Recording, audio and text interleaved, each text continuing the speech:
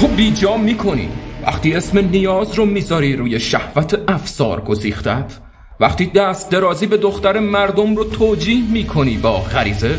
مردی که نمیتونه خودش رو کنترل کنه حق نداره اسمشو بذاره مرد. اونی که نمیتونه بالا و پایین شدن هورمونش رو مدیریت کنه به درد داشتن 2 گوسفندم نمیخوره، چه برسه به رهبری یه خانواده، یه تیم یا یه ملت. قدرت یعنی ثبات یعنی خودکنترلی یعنی مرد بودن.